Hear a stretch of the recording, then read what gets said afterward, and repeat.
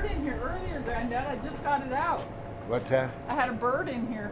Oh, that's my favorite, my Joe Cup.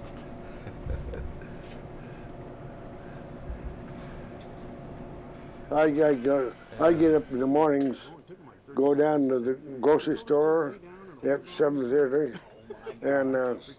and have coffee with a bunch of guys.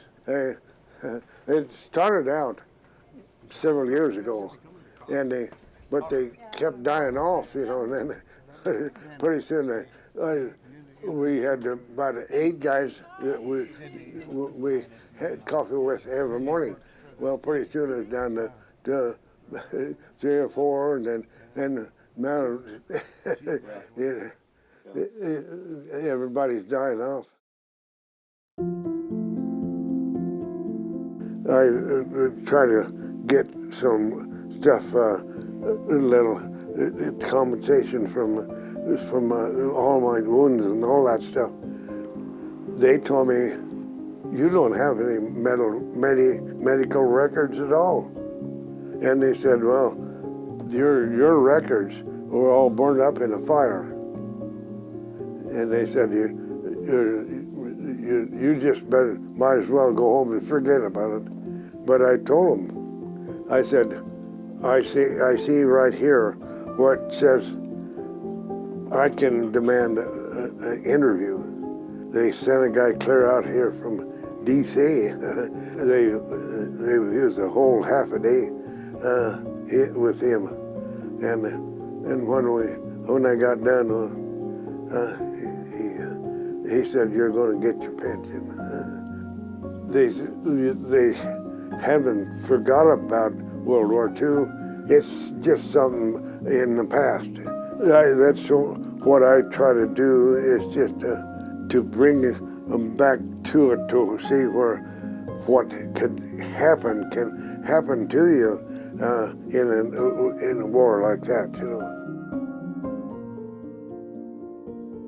I go back and redo the war in my mind, redo the war and all of the suffering and pain and I went through.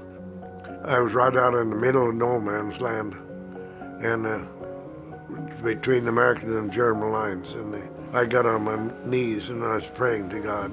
I was seeing all of the miracles that was happening through the war. I'm not going to keep that inside of me. I promised God I would bring it home and tell the people.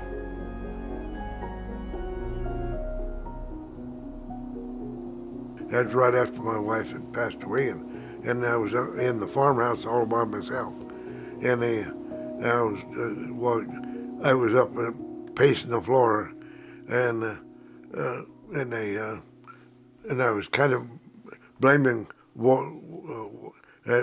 kind of mad at my wife for leaving me when I needed her so much, you know.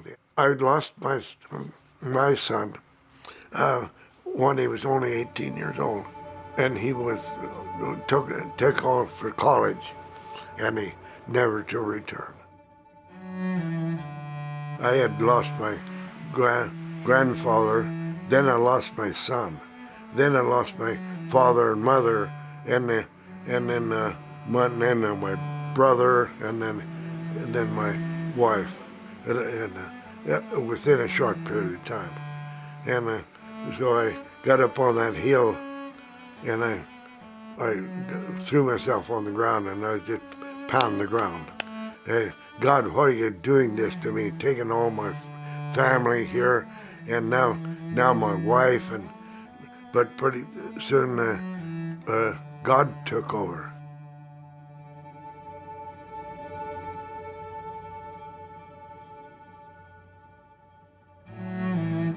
In all these years, God had to be with me, because my life showed it. I feel that God, He's the one that calls the shots. If he wants to call me tonight, I'll go gladly. I'm ready to go. My granddaughter, for an instance, she doesn't like me to talk like that, but I do. I'm anxious to go to meet the Lord.